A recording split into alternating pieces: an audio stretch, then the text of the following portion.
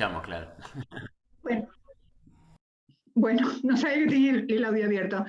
Eh, Carlos, vamos a dar comienzo a este panel, y creo que todos los que estamos hoy en el coloquio te conocemos, te escuchamos, hemos leído alguno de tus escritos, seguramente de tu currículum para ser presentado, que es Andrea quien tiene las notas tomadas, lo diremos luego si a vos no te molesta, y te damos la palabra para que nos cuentes lo que has venido a decirnos en este panel de Lacan y la escritura. Y desde ya te agradecemos muchísimo que estés con nosotros. Bueno, gracias Adelante. Clara, te agradezco la invitación, les agradezco a todos su presencia. Quería preguntar, antes de empezar, porque yo envié un PowerPoint de 4 pantallas para compartir, si eso lo manejan ustedes desde ahí, o lo manejo yo, como creo que hablé o me contacté con Emiliano, ¿puede ser? Sí, sí. Emiliano, ¿estás por ahí para responderle Sí, esta sí, pregunta? ya te acabo de poner como confitrión para que compartas. Si llegás a tener algún inconveniente, igual yo lo tengo abierto. A Así ver, que me cualquier fijo. cosita lo puedo compartir yo, si no. Sí, acá aparecería, no, acá está. Cualquier cosita comentame y lo comparto yo. Sí, sí, sí, te agradezco. Quiero ver, antes de empezar quiero tener esto. Bien, parecería que está.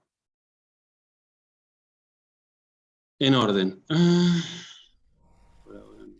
Ahí llegó Andrea, me parece. Ahí llegó Andrea. ¿Listo? Ah, bueno, Si no querés importa, hacer... igual procedemos. Bien, Bueno, buenas noches. Entonces, voy a ver. Vamos a tratar de ajustarnos al horario.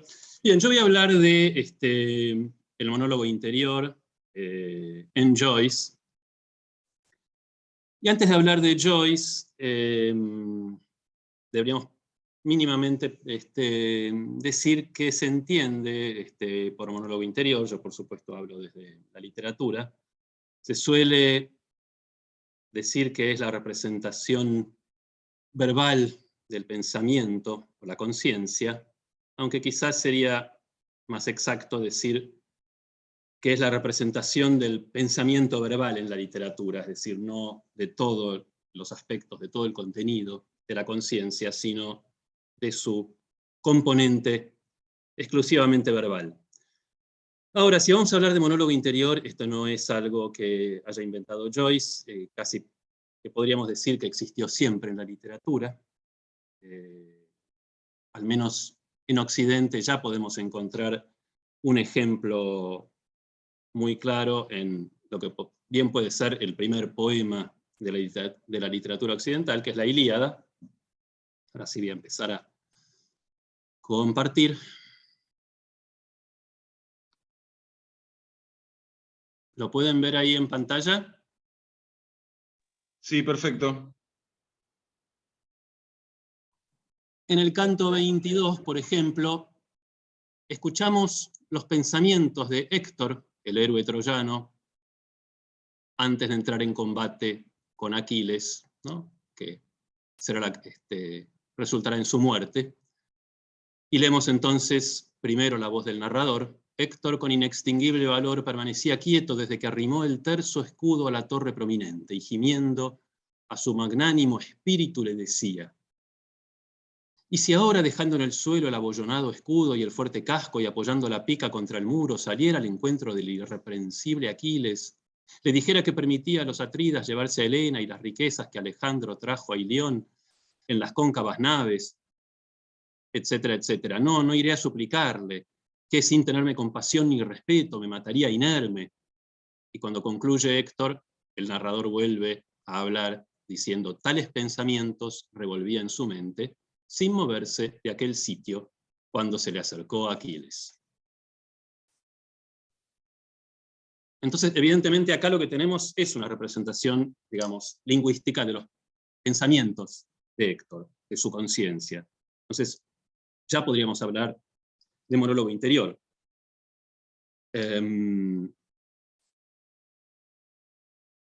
¿Qué inventa entonces Joyce? ¿Por qué se piensa que en Joyce aparece algo nuevo? Bien, lo primero que tendríamos que comentar con respecto a lo que acabamos de ver, lo que acabo de leer en parte, es que si bien el pensamiento de Héctor,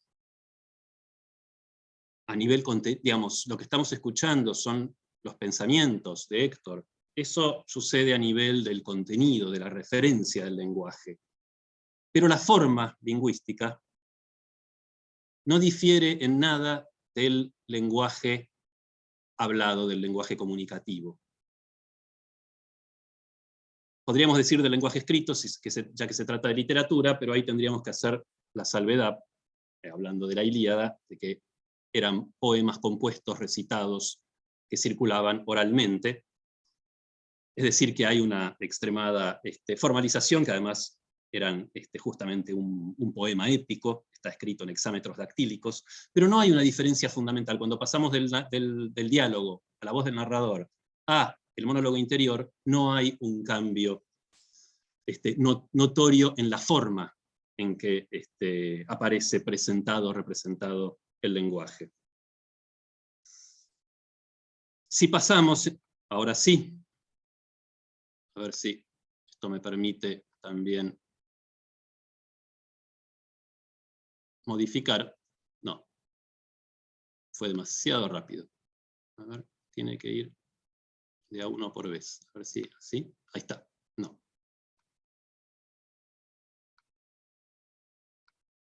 Ahí está. Al capítulo 3 del Ulises, este es el comienzo, leemos ineluctable modalidad de lo visible. Perdón, ahí hay un los que es erróneo. Por lo menos eso, si no más, pensado a través de mis ojos. Señales de todas las cosas que aquí estoy para leer, huevas y fucos de mar, la marea que viene, esa bota herrumbrosa, verde moco, azul palateado, herrumbre, signos coloreados. Límites de lo diáfano, pero él agrega en los cuerpos. Entonces él los había advertido cuerpos antes que coloreados. ¿Cómo? Golpeando su cesera contra ellos, caramba. Despacio, calvo era y millonario, maestro di color que sanno. Límite de lo diáfano en... ¿Por qué en? Diáfano a diáfano, si puedes poner los 5 dedos a través de ella, es una verja, si no, una puerta. Cierra los ojos y mira. Esteban cerró los ojos para escuchar a sus botas triturar ruidosamente fucos y conchas. Quieras que no quieras, estás caminando a través de ello. ¿Sí? Un tranco por vez.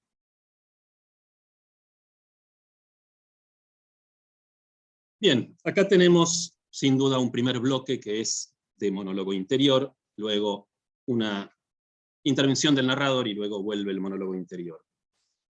¿Qué es lo nuevo que vemos acá?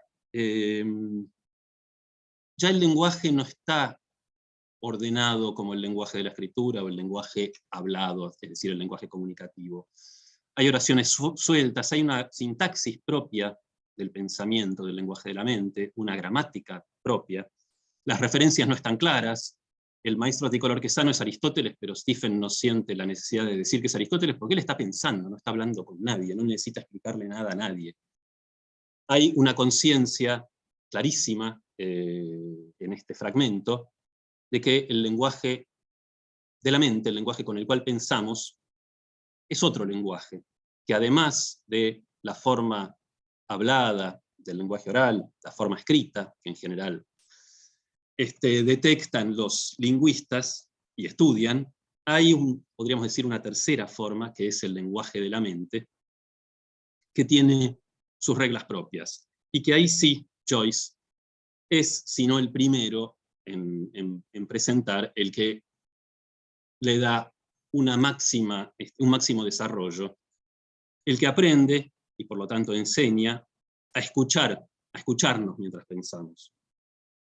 Y acá sí, quizás, si bien los términos se usan de manera bastante laxa habitualmente, se podría hablar ya no solamente de monólogo interior, que cubriría cualquier representación del pensamiento, más allá de la forma que tome, sino de fluir de la conciencia, con la idea de que hay justamente un movimiento, una dinámica propia, característica del lenguaje del pensamiento. En este ejemplo hay una separación bastante clara, a nivel incluso tipográfico, entre el monólogo interior y la narración. ¿Por qué Joyce combina la voz del monólogo interior, del pensamiento de Stephen, con la voz de un narrador externo? Por un motivo muy simple, que es que no todo lo que le sucede al personaje tiene una naturaleza verbal, y lo que hace, sus acciones, lo que ve, lo que percibe, lo que huele, puede dar lugar a palabras en su mente o no. Es decir, y esto, digamos, no hace falta verlo, digamos, no hace falta recurrir a la literatura. Cualquiera sabe que si yo, por ejemplo, agarro esta taza y tomo un poco de té, no necesariamente estoy pensando, agarro la taza, tomo un poco de té con palabras. Si una narración, estamos hablando de literatura, quisiera que todo pasara por el monólogo interior, que todo fuera a fluir de la conciencia, se encontraría o resultaría en formas, en expresiones muy artificiales, ¿no? Como el personaje caminando por la calle y pensando, estoy caminando por la calle, llegando a la esquina y pensando, llego a la esquina, etc. Hay un solo ejemplo en el Ulises de Joyce, donde un capítulo, saben que cada capítulo tiene una forma propia, un estilo propio, un capítulo se escribe únicamente, pura y exclusivamente en monólogo interior, y ese es, por supuesto, el famoso monólogo de Molly Bloom. Y uno se puede preguntar, ¿por qué Joyce en ese capítulo hace lo que nunca había hecho en los capítulos anteriores? Los capítulos en los cuales la fórmula del tripartita de diálogo, narración en tercera persona y monólogo interior estructuran el capítulo son básicamente los primeros 9, quizás podríamos ampliar al 10, ya después cada capítulo tiene una forma propia, pero el de Molly Bloom es solo monólogo interior. Pero ¿qué pasa? Justamente Joyce tuvo que crear para Molly una situación muy particular. Es de noche, está en la cama, está a oscuras, no está haciendo nada, simplemente está pensando. Y ahí sí, podríamos decir, el contenido de su conciencia es casi exclusivamente verbal, y además no está en una situación de inmediatez con el mundo perceptivo y el mundo sensorial, digamos, lo cual le permite, de alguna manera, que sus recuerdos, que sus imaginaciones, que lo que percibe a su alrededor, que no es mucho y que no es tampoco muy vertiginoso, tome una forma verbal. Ahora, la distancia que hay entre el lenguaje de la conciencia, el monólogo interior, y el lenguaje hablado es grande. Quizás podríamos decir es tan grande como la distancia que hay del lenguaje escrito al lenguaje hablado. Nosotros sabemos que no hablamos como escribimos, ni escribimos como hablamos, pero a veces no tomamos conciencia plena de la distancia que media entre el lenguaje de la escritura y el lenguaje hablado, porque perteneciendo a culturas de la escritura y siendo personas educadas en la lectoescritura desde muy temprana edad, tendemos a escuchar el lenguaje oral de alguna manera como si fuera escrito. Tendemos a pensar que nosotros y los demás hablamos en oraciones completas, sin repetirnos, sin grandes errores gramaticales. Cualquiera que haya desgrabado una conferencia sabe que a medida que uno desgraba va normalizando el lenguaje hablado para darle la regularidad de la forma escrita. Pero aún cuando lo hacemos no tomamos conciencia hasta qué punto, digamos, casi pasivamente nuestra mente está corrigiendo todo el tiempo la oralidad para adecuarla a las normas de la escritura. Si uno, en lugar de desgrabar una conferencia, que es lo habitual, una charla, graba una conversación informal y luego la desgraba, y si se toma el trabajo de escucharla una y otra vez, tratando de que la transcripción escrita corresponda exactamente a la oralidad, se va a dar cuenta que la oralidad está hecha de otra textura verbal.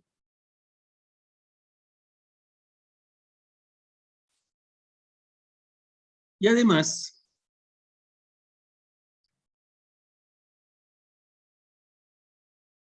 acá nos encontramos con una diferencia fundamental que ya no es de grado, sino, podríamos decir, de esencia, o no cuantitativa, sino cualitativa, que es que si el lenguaje escrito es un observable, y que por lo tanto puede compartirse entre distintos sujetos, el lenguaje hablado no lo era hasta la invención de la grabación de la voz, ¿no? Y pasó a serlo entonces, y esto que yo les comentaba recién puede hacerse porque la conversación, la palabra oral, puede grabarse. Ahí nos encontramos con una, y por algo son justamente el lenguaje escrito y el lenguaje oral lo que las disciplinas de la lingüística pueden estudiar. Cuando pasamos al lenguaje de la conciencia, nos encontramos con una enorme barrera o quizás abismo epistemológico. La conciencia no puede grabarse, no es un observable. Por lo tanto, toda representación de la conciencia es en realidad una construcción, es un modelo que funciona en todo caso indicialmente o por analogía. Y una de las grandes dificultades a la hora de recrear ese lenguaje o ese fluir de la conciencia por medio del lenguaje escrito, es decidir dónde empieza lo verbal y termina lo visual, o viceversa, lo auditivo que no es verbal, los sonidos, los ruidos. Vamos a ver en este sentido otro momento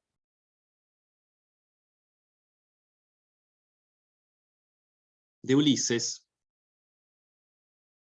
del primer capítulo, ¿no? Nuevamente estamos con Stephen Dedalus, se ha quedado solo en lo alto de la torre, en la terraza de la Torre Martelo, y está pensando, está recordando a su madre, que ha fallecido recientemente, y que además se siente atormentado por la culpa, porque ella le rogó que rezara, cuando se estaba muriendo, que se arrodillara a rezar, y él se negó a hacerlo. Una nube empezó a cubrir el sol lentamente, oscureciendo la bahía con un verde más intenso. Extendido allá abajo, un cántaro de aguas amargas. Como está claro, esta es la voz del narrador, esto es lo que Stephen percibe. Claramente el narrador tiene un punto de vista, comparte la subjetividad de Stephen. La canción de Fergus la canté solo en la casa, sosteniendo los acordes largos y tristes. La puerta de ella estaba abierta. Quería escuchar mi música. Con una mezcla de temor, respeto y lástima me acerqué silenciosamente a su lecho. Lloraba en su cama miserable. Por esas palabras, Stephen, amargo misterio del amor. Ahora, ¿dónde? Sus secretos, viejos abanicos de plumas, tarjetas de baile con borlas espolvoreadas de almizcle, un adorno de cuentas de ámbar en su cajón cerrado. Cuando era niña, en una ventana soleada de su casa pendía una jaula. Júbilos fantasmales, doblados y guardados, almizcle perfumados. Claro, la pregunta acá, todo esto formalmente corresponde al monólogo interior. Vamos a ver que los verbos muchas veces están en tiempo presente. Si aparece un pronombre o un verbo que remita a Stephen, va a estar en primera persona y no en tercera. Ahora, estos secretos, los abanicos de pluma, las tarjetas de baile, ¿Stephen está pensando en palabras o está recordando imágenes? Es difícil decidirlo. Es difícil no solo decidirlo en este texto, es difícil si uno mismo trata de prestar atención reflexivamente a su propia conciencia. Es muy difícil, quizás imposible, determinar cuánto es verbal y cuánto no. Si uno recuerda la ventana con la palabra ventana o con la imagen de una ventana.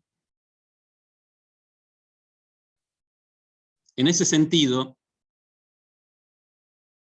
es interesante un comentario de Nabokov en una entrevista, ¿no? Cuando está justamente hablando del monólogo interior, y dice, disculpen si trastabillo porque estoy traduciendo del inglés, dice, no pensamos en palabras, sino en sombras de palabras. El error de James Joyce, en sus maravillosos soliloquios mentales, consiste en que le da demasiado cuerpo, demasiada entidad verbal a los pensamientos.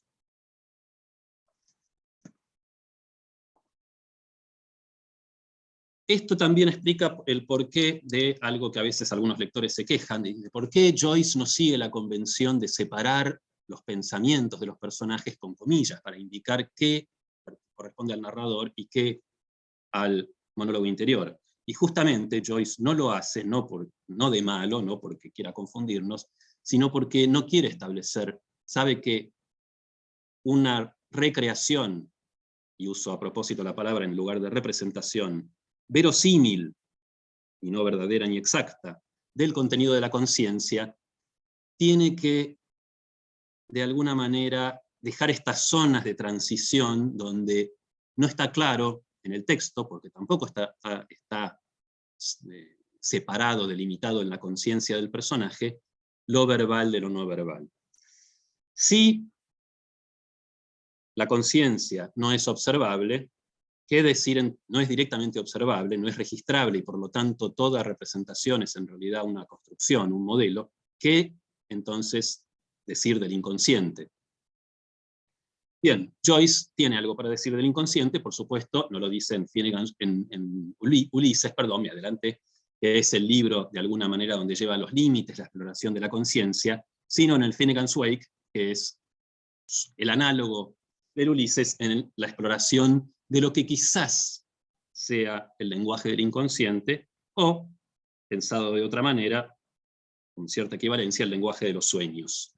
Joyce sabe que los sueños no siguen una temporalidad, la temporalidad sucesiva, ordenada del lenguaje, que siempre es sucesivo y por lo tanto crea una temporalidad sucesiva, sino esta lógica simultánea y muy difícil de aprender del sueño, porque incluso cuando uno despierta, recuerda el sueño sucesivamente, en orden, y más aún si lo cuenta, le da una forma verbal sucesiva y una estructura narrativa que quizás no tiene el sueño como experiencia directa. ¿Qué hace Joyce entonces? Se propone crear un nuevo lenguaje que no sigue las lenguas de ningún lenguaje conocido, que es ningún lenguaje humano conocido, ningún lenguaje comunicativo conocido, que es el lenguaje del Finnegan's Wake.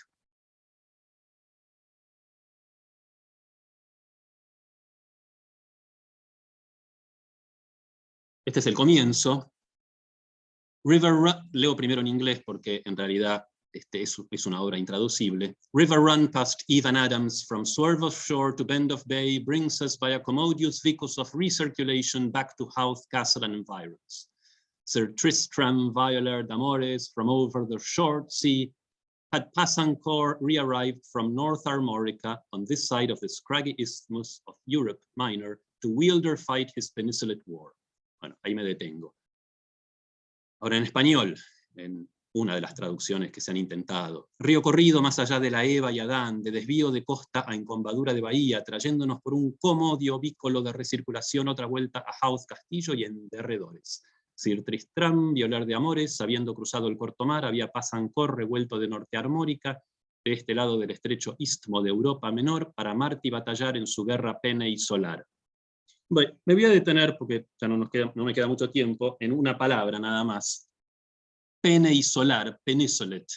En esa palabra encontramos, por supuesto, unido a guerra, un eco de la guerra peninsular, es decir, de la guerra que pierde Napoleón en la península ibérica, o que fue una de las causas de su eventual derrota, pero también voy a analizarla en el original, porque no todos los juegos verbales pueden recrearse en el español. Se divide en pen isolate, o sea, la lapicera, la pluma, el instrumento del escritor, justamente aislada. También es penis, pene, por supuesto. También evoca desolate, desolado. Es decir, ¿qué hace Joyce? Busca la simultaneidad en la sucesión, o dicho en términos saussurianos, inscribe el paradigma en el sintagma, crea una regla nueva, no para transcribir o registrar el lenguaje del inconsciente, porque eso es por definición imposible, sino, al igual que sucede con el lenguaje de la conciencia, con el contenido de la conciencia, pero en forma todavía más radical aún, o más perceptible, más observable, a lo máximo que se puede aspirar es a construir modelos que repliquen quizás no alguna de las características de la conciencia o del inconsciente, sino simplemente alguno de sus efectos. Bien, hasta acá llega mi exposición, voy a dejar de compartir, así vuelvo a verlas y verlos.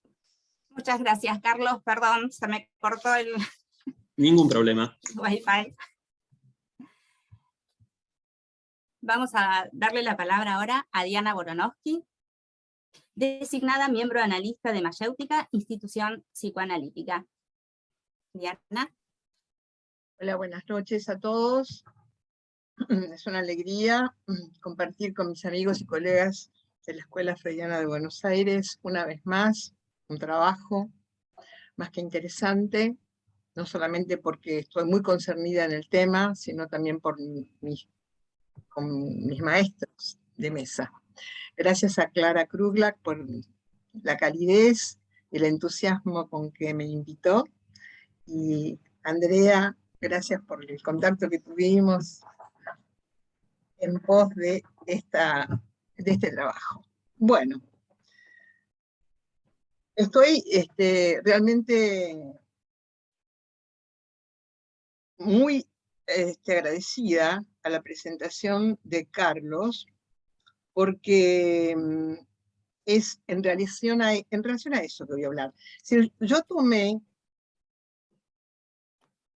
un aforismo de Lacan, uno solo, y voy a hacer una presentación de ese aforismo, y el resto de las cuestiones que voy a plantear están en relación a la apertura de ese aforismo. Está en el seminario Lancor, el seminario 20, en uno de esas clases. Lacan dice que el lenguaje se perfecciona cuando sabe jugar con la escritura. El lenguaje se perfecciona cuando sabe jugar con la escritura. Entonces, yo dejo planteado este aforismo y voy a volver sobre él al final para comentarles cómo lo pienso yo, cómo lo leo yo. Es decir, voy a hacer un pequeño recorrido, vuelvo al aforismo para abrirlo. Pero yo me presento con este aforismo. La escritura para Lacan no remite al hecho de escribir, sino a la postulación novedosa respecto al inconsciente. Como ustedes saben, una vez que se perdió la idea de referencialidad que animaba las expresiones del arte en todas sus versiones hasta comienzo del siglo XX, hubo un intento de descontreñirse de la constricción impuesta por la sintaxis y las semánticas habituales hasta el momento. Acabamos de escuchar a Silvia Oppenheim con el ejemplo de Perec. El grupo de Perec es uno de los ejemplos en la literatura. De modo tal que esa ruptura, esa desconstricción, llevó a algo que le importó mucho a Lacan, que es la explosión de la palabra, una explosión del cuerpo de la palabra. Recién lo mencionaba Carlos en mi lección a la literatura, Joyce, pero Lacan llega a Joyce porque está interesado en un nuevo modo de pensar el inconsciente. Porque sus escritos, cada uno de ellos, es la emergencia de algo, pero que tiene relación al lenguaje y no con el lenguaje. El recurso de Lacan a la topología, todos sabemos, se ha dicho ya en la mesa anterior, se fue modificando, va cambiando. Él usa diversas mostraciones y no demostraciones, presentaciones y no representaciones, los grafos, las superficies, el cadenudo de 3 y de 4, finalmente llega a la escritura poiyoisiana. Es ahí donde Lacan utiliza esta expresión de que el analista es un rétor, porque retorifica, ¿mediante qué? Mediante una equivocación. Entonces, hay una perspectiva novadora, totalmente nueva, de la concepción del lenguaje, participando, digamos, del corte mediante la escritura que porta equívocos, según el modo del audicionar del analista.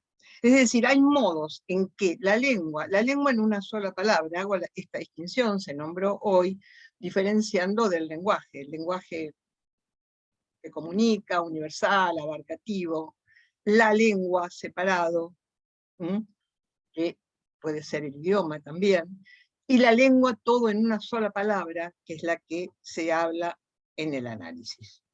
Entonces, hay modos, digamos, de cada quien, cada uno de nosotros tiene esa experiencia en la elección de las curas, de que se presentan junturas como inamovibles, códigos supuestamente compartidos con el analista, gustos que se dicen, hábitos, que son dichos con el propósito de que, bueno, de franquear algunas distancias o de marcar diferencias. A lo largo de toda su enseñanza, Lacan ha ido reformulando sus conceptos y nociones que van marcando un tejido, una trama, pero siempre articulado al conjunto de toda su enseñanza y muy especialmente al concepto de inconsciente. Él está siempre atento a la eficacia del inconsciente en la dirección de la cura. Entonces, todas estas presentaciones, las que acabo de nombrar, son sus escrituras. Son escrituras. ¿Qué quiere decir escrituras? Son soportes. Recién se preguntaba en la mesa anterior, ¿no?, respecto a los soportes. Estas escrituras son soportes, es decir, son tanto el residuo de lo que se habla, por ejemplo, en el decir, o en la transmisión oral, como aquello a partir de lo cual se puede hablar, dado que estas diferentes escrituras, las que acabamos de nombrar, solamente dicen algo si podemos hablar a partir de ellas. O sea, que alguien que ve un grafo, ¿no es cierto?, tiene que hablar a partir de eso. Los 4 discursos hay que hablar a partir de eso. Lo mismo de la cuestión de los números. Entonces, es a partir de esto, ¿no?, de esta lectura, que se puede decir algo, y es a partir de así que Lacan va decantando una enseñanza. Entonces, tenemos una función de la escritura, que la vamos a entender de esta manera. Es lo que puede limitar el discurrir, en la medida en que ordena, hay un orden, hay una justificación, y hay también una autorización, en el sentido de que posibilita, de que da una posibilidad a que yo digo la audición o la escucha, después eso lo podemos conversar, es también la escucha del significante y la audición en el sentido de lo que se oye, tomando en cuenta la sonoridad, de la cual recién Carlos nos daba una muestra más que evidente, digamos, en el Finnegan's. Entonces, es desde el comienzo de la enseñanza que Lacan va dando diversas versiones respecto, desde el principio, ¿no es cierto?, a partir de Freud, por supuesto, de la Talking Cure, donde tenemos el síntoma como un mensaje dirigido al otro y que demanda su desciframiento. Pero el síntoma, así lo define, nunca se abandona esa definición, es metáfora, vale decir, remite a otra cosa, es decir, hay una seriación significante, un no cesar en sí mismo, un más allá, aloja una resistencia, un deseo ligado más que nada a un goce sufriente, a un goce ruinoso, que de alguna manera intenta proteger al sujeto de la ausencia de la propulsión sexual, la ausencia de la relación sexual. Ahora, bien, es al final de su vida y de su enseñanza que Lacan avanza con la elaboración del síntoma. La escritura del matema, del síntoma, que se escribe S pequeña A mayúscula entre paréntesis, como todos los otros matemas en los que se sostiene su enseñanza, se van a diferenciar del patema. Respecto a este encontramos 2 referencias en el seminario 22, en el RCI, tomo una sola de ellas, disculpen la cita, pero me sostengo en esto. palabras de Lacan, el sujeto es causado por un objeto que no es notable más que por una escritura, por lo que un paso es dado en la teoría, es decir, se da un paso cuando algo se escribe. Lo irreductible de esto no es efecto del lenguaje, pues el efecto del lenguaje es el patema. ¿Y qué es el patema? La pasión del cuerpo. Esto es una referencia del RCI. Entonces podríamos decir algo que tiene que ver con una práctica, digamos, en lo que Lacan insiste, ¿no es cierto? Una práctica de lo real, en el sentido de que lo que está en juego acá, cuando dice la pasión del cuerpo, del encore, incorporar, en cuerpo, son las pulsiones. Son las pulsiones, y básicamente en relación a esto, la pulsión invocante y la pulsión fonante, es decir, las pulsiones que tienen que ver con la sonoridad.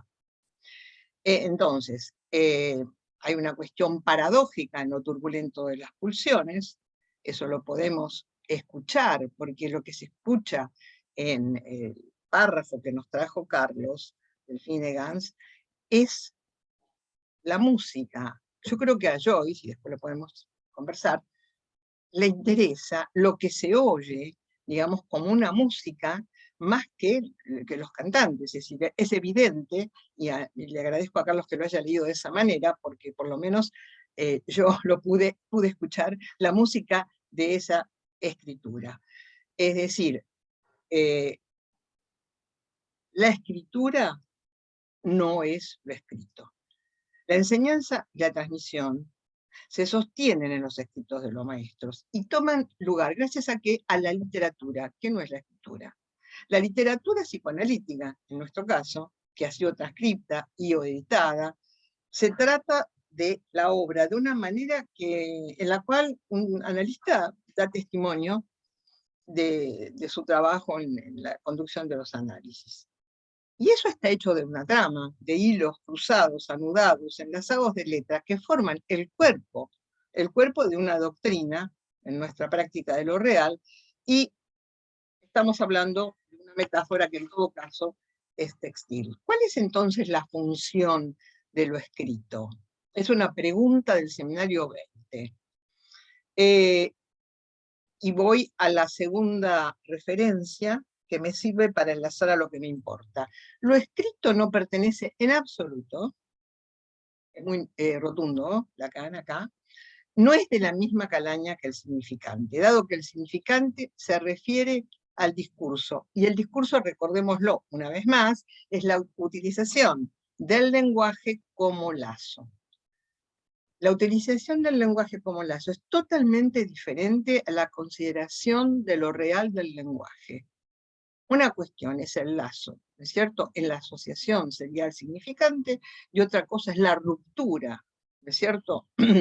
La ruptura translingüística, polifónica, como escuchamos recién, en que la eficacia de esos múltiples pliegues, homofonías, son, y Lacan lo llama así, forzajes.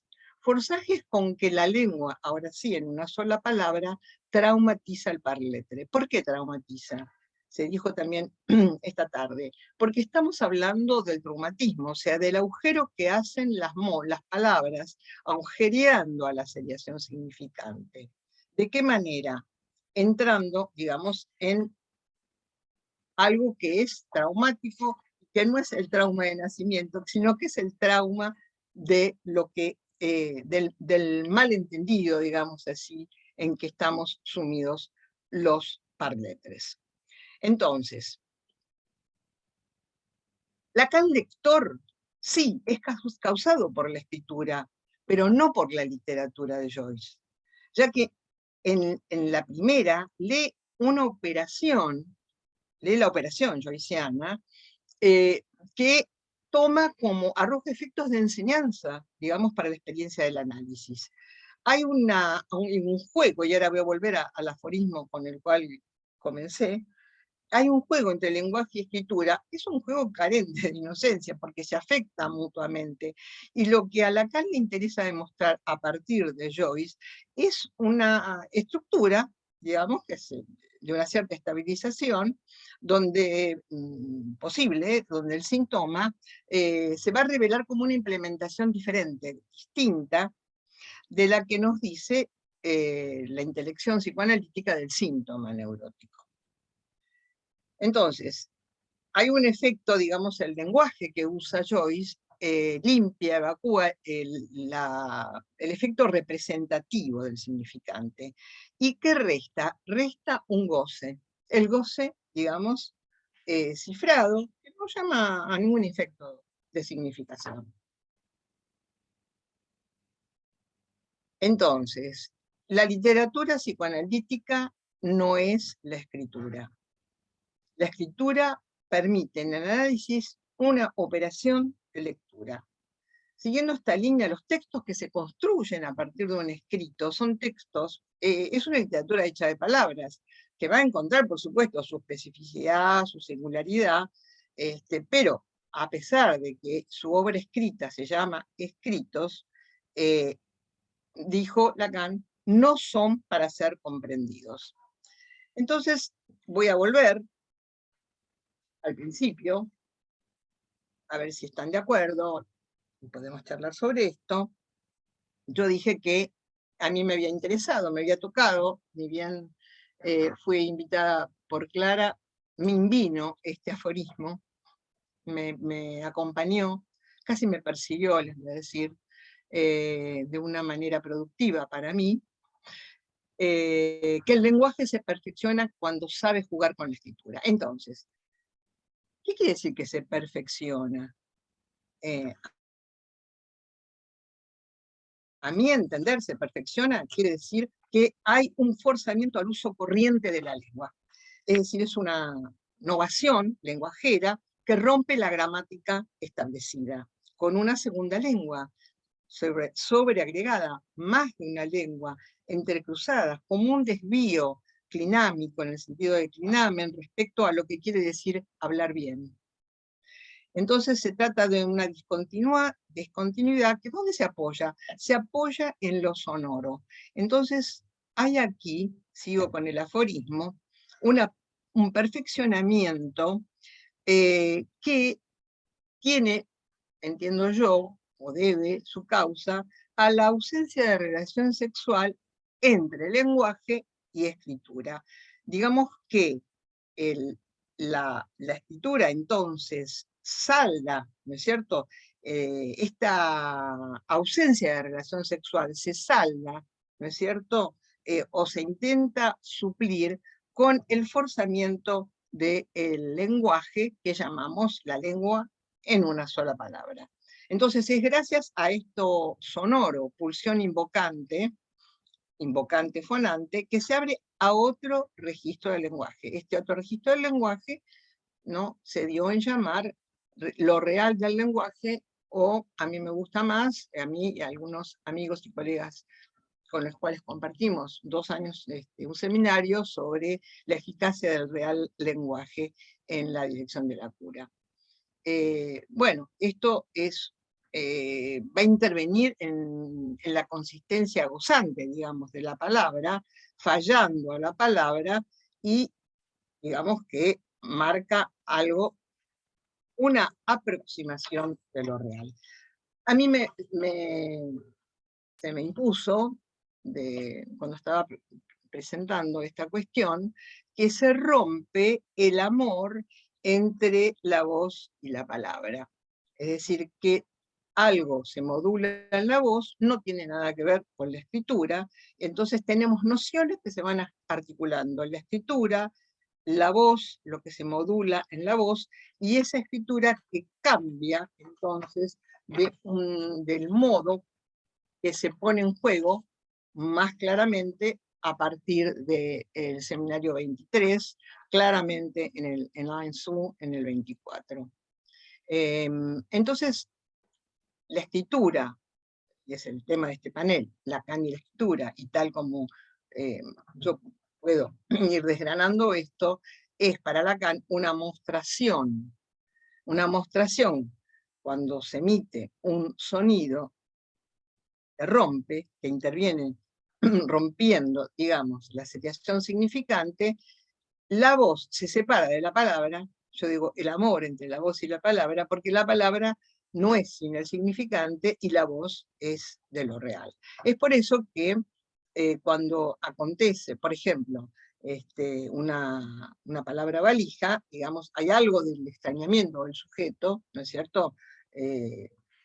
A mí me gusta pensarlo, ya lo pensé, ya lo presenté, lo vuelvo a decir, algo de lo siniestro en el lenguaje, algo de lo siniestro, una cierta siniestridad en el lenguaje, porque es en el lenguaje familiar que irrumpe algo desconocido, algo no familiar, y es un siniestro sin angustia, es una siniestridad que puede ser vivida, es un efecto siniestrizante sin angustia.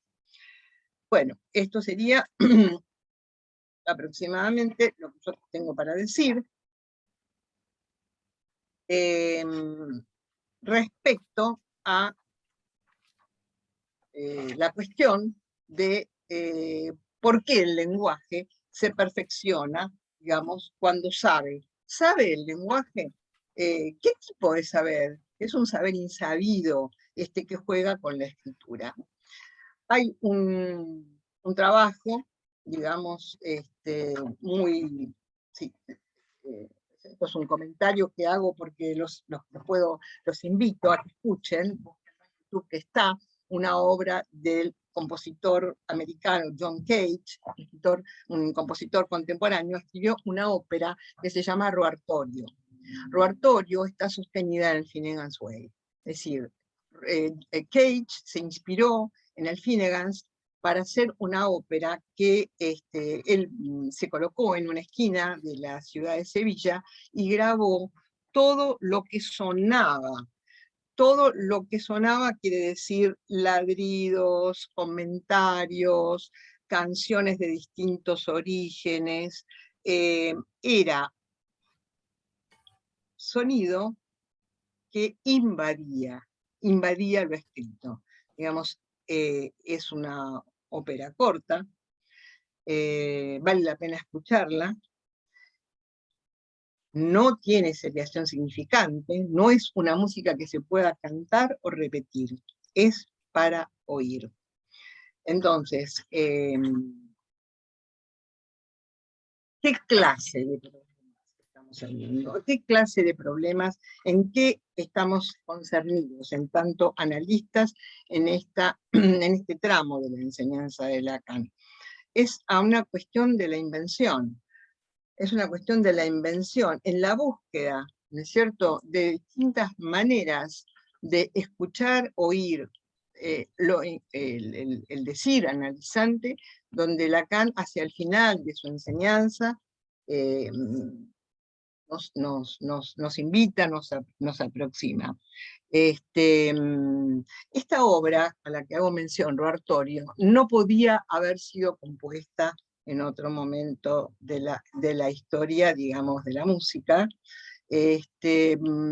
porque fue favorecida, fue estimulada por la obra de Joyce, así como la obra de Joyce inspira el trabajo de Lacan, y como nosotros analistas podemos a nuestra vez, por un lado, hacer el trabajo de lectura y transmisión, y por otro lado, audicionar, digamos, en la conducción de las curas a nuestro cargo. Bueno, yo hasta acá, quiero respetar el tiempo que me asignaron, no sé si lo respeté, Sí. creo que sí. Sí, muchísimas Muchísimas gracias. gracias. ¿Estoy en tiempo? Bárbaro. Bueno. Vamos a escuchar ahora a Isidoro Beck, fundador de la Escuela Freudiana de Buenos Aires, director en varias oportunidades de los cuadernos Sigmund Freud, dicta seminarios en la ESBA desde su fundación en 1974, ha dado cursos, seminarios y conferencias en distintas ciudades del país y del exterior, y es autor de diversos libros, entre ellos Las intervenciones del analista, estructura y transferencia en la serie de las neurosis, El abanico de los goces, El prójimo, Enlaces y desenlaces del goce, Senderos del análisis, Paso a paso con Lacan, y Retorno a Lacan, una clínica del sujeto. Y la recientemente salida del horno, Sentimientos, pasión y afectos en la transferencia. Isidoro, te damos la palabra.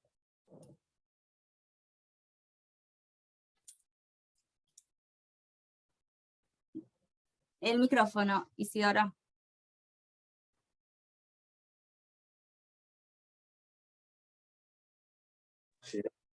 Ay, ay. Ahora Bueno. sí. Ahora sí. Bueno, buenas noches. Quiero comenzar agradeciendo esta invitación que me formulara la presidenta de nuestra escuela, Clara Kruglack, quien muy amablemente me insistió para que participara en este panel. Pueden entender que no era que me hacía el exquisito. Tengo que participar en otro panel mañana a las 10 de la mañana. Pero bueno, consiguió convencerme, le agradezco. Es un tema que sin duda nos resulta sumamente estimulante para quienes nos dedicamos al psicoanálisis. Así que bueno, comienzo agradeciéndole a Clara, le agradezco a Andrea también la presentación que acaba de hacer. Y bueno, para mí también es un gusto compartir con Carlos Gamerro, a quien ya lo escuché alguna vez en la escuela, ya que le tendré un agradecimiento de por vida por su libro para poder leer en Ulises. Y a Diana, que es una amiga de toda la vida. Somos tan amigos que podemos diferir de punta a punta en todo lo que ella dijo, y sin embargo nos seguimos queriendo. Y efectivamente, difiero de punta a punta en todo lo que ella dijo. Bueno, el título es Lacan y la escritura. Los voy a invitar a un juego. Vamos a hacer un performativo. En vez de hablar de Lacan y la escritura, si me permiten, lo voy a invitar a Lacan con su escritura, la que se desplegó en la serie de sus escritos a lo largo de toda su enseñanza. Con esto ya estoy diciendo que yo no creo en la idea de progreso. Lacan mismo lo dijo, hay progresión pero no hay progreso. Cuando se gana algo hay que ver qué se pierde. Entonces, creer que la verdad de Lacan está en el último seminario, que además no dice lo que a veces se plantea, me parece que es un error. Que de lo que se trata es de escuchar lo que él mismo dijo poco antes de morir, cuando vino a Caracas. Y dijo que su diálogo con Freud fue de toda la vida. Sabemos que hay analistas lacanianos que creen que con Freud hay una ruptura absoluta. Lacan dijo que no. Inclusive, lo menciono como al pasar, en RCI utilizó el nudo para componer su paradigma, RCI con inhibición, síntoma y angustia. Y en Moment de Conclure, su último seminario, ya veremos qué dice Lacan respecto de la interpretación. Entonces, comencemos a jugar la partida. La partida en el doble sentido. Se trata de una apuesta, como dije en algún trabajo, en mi primer libro, una apuesta perdida, y también del inicio en Freud. Me dirán, pero dijiste que vas a hablar de la escritura de Lacan. Sí. Ya verán.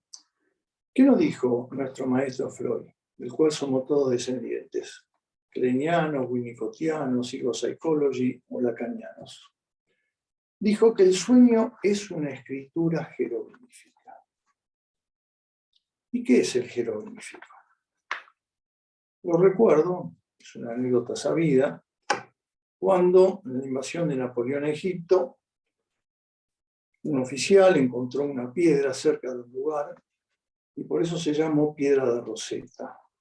Una piedra que tenía 3 fragmentos con el mismo texto. Era de Ptolomeo V, en el año 196 antes de nuestra era, y estaba escrito en jeroglífico antiguo, en demótico y también en griego antiguo.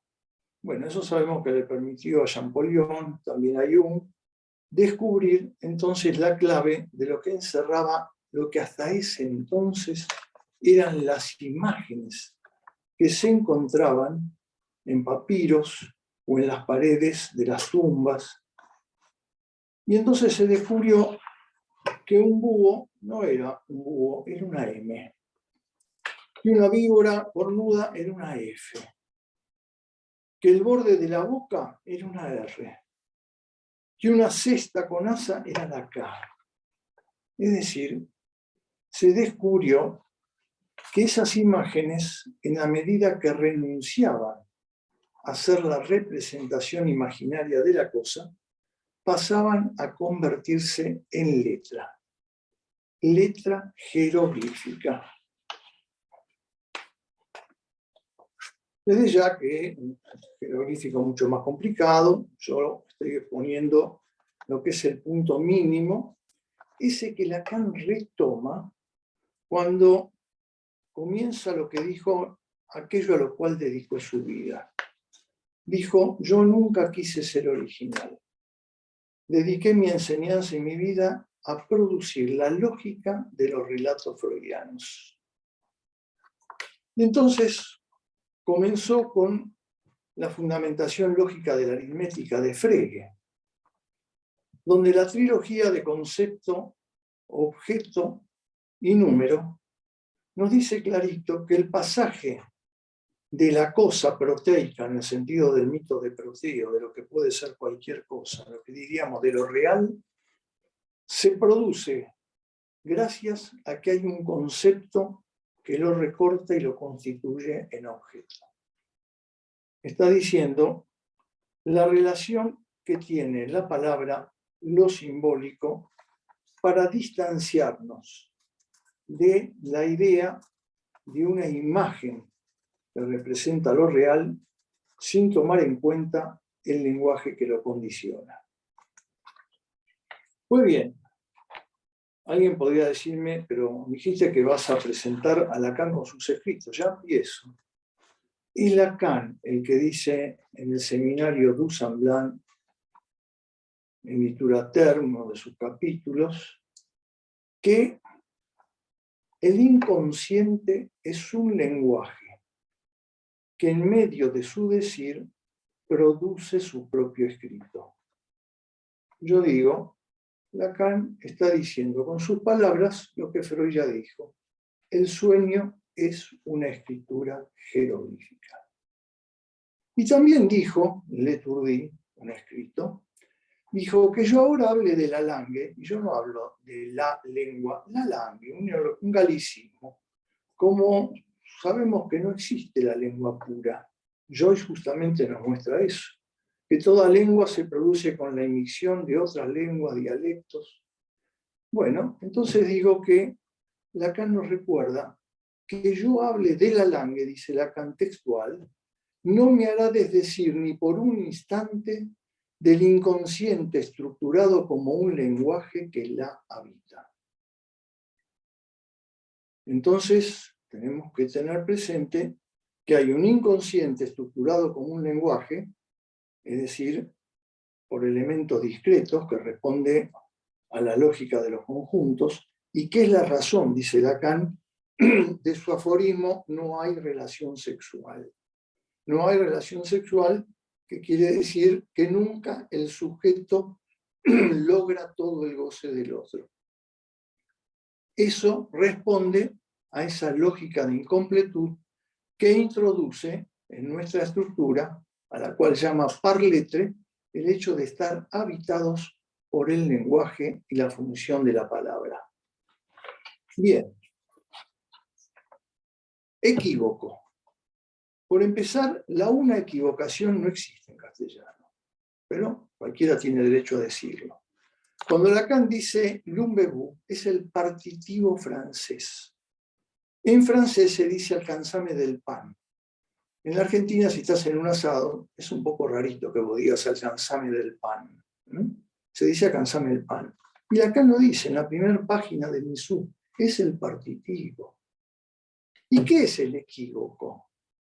Bueno, digo que un equívoco es una palabra, una frase, un enunciado que tiene más de un sentido. La homofonía no es el único modo del equívoco. Homo quiere decir igual, fonía, sonido. La homofonía se caracteriza por igual sonido y distinta escritura. El paciente sueña, por ejemplo, con una silla, y el analista, si hace lo que ahora veremos que tiene que hacer, lee, porque dije que el inconsciente escribe, lee sí, ya, no procrastines más. Se trata entonces de que la homofonía, sin duda, que es un lugar muy importante para que el analista lea a la letra, pero no es el único. Cuando Lacan estudia y nos enseña a leer el famoso sueño de Irma, que es un sueño de Freud, y muestra el ejemplo clásico, quiere revisar la garganta de Irma, y Irma no abre la boca, no es un problema de que Irma no quiere ir al odontólogo, es una frase hecha. No abre la boca sobre su sexualidad.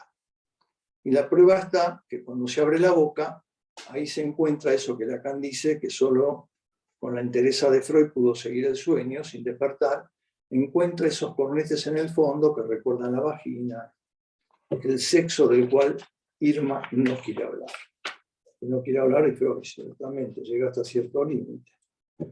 Entonces, se trata de que el sueño, que para muchos es algo ya despreciable, creen que solo vale el lapsus, Lacan lo menciona en la primera página del Insú. El sueño, el chiste, por supuesto el lapsus, son formaciones del inconsciente.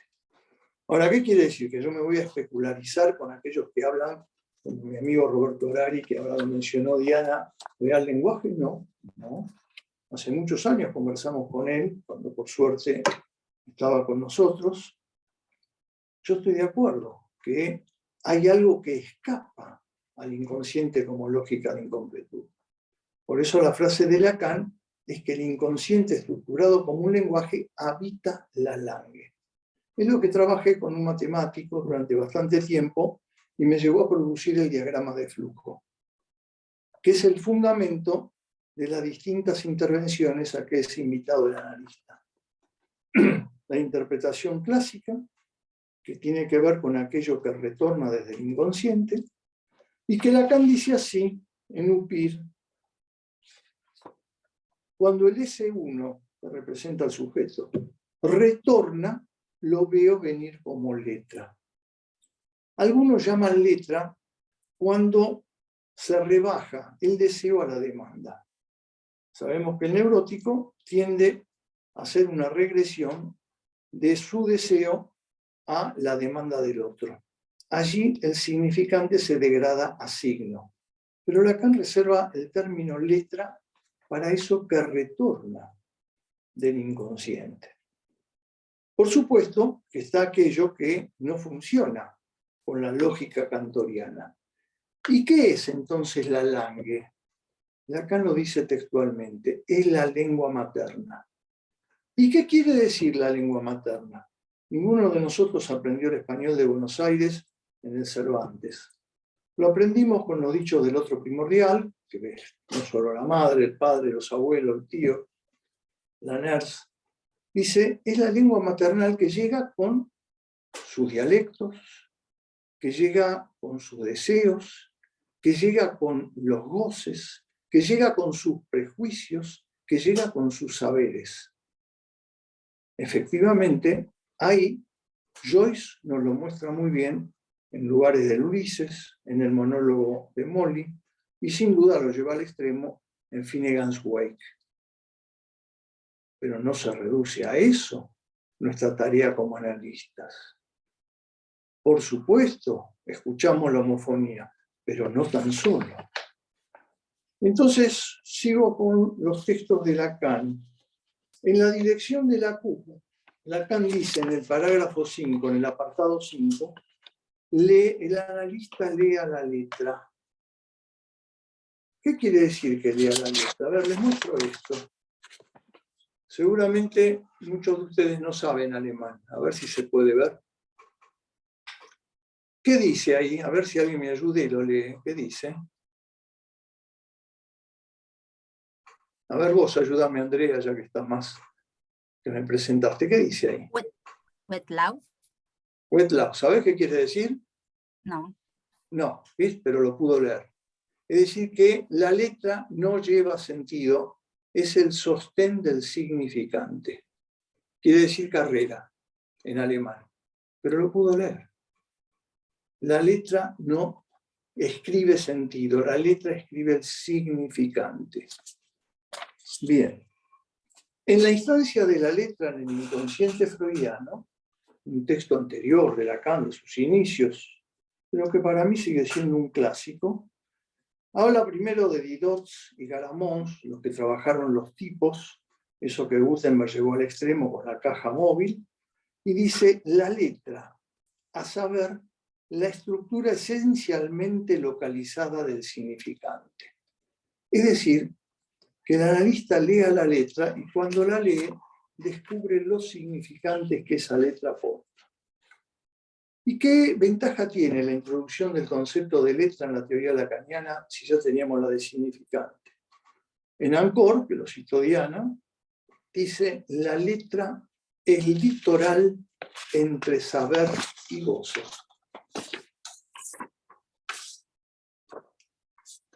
Voy a leer cómo lo dice en el seminario du Semblant. En el seminario du Semblant, Lacan dice,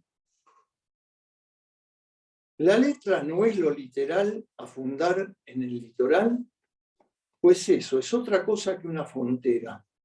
El litoral es lo que postula un dominio enteramente como haciéndole a otros. Ustedes quieren frontera, pero justamente en cuanto que ellos no tienen absolutamente nada en común, ni siquiera una relación recíproca. La letra, ¿no es ella propiamente litoral? Y dice, el borde del agujero en el saber que el psicoanálisis designa justamente cuando lo aborda por la letra, ¿no es esto lo que ella dibuja? La letra dice a la letra. Entre el goce y el saber, la letra haría el litoral. Todo eso no impide que lo que yo he dicho del inconsciente, quedándonos ahí, tenga a pesar de todo la precedencia, sin lo cual lo que yo avanzo no tendría absolutamente ningún sentido.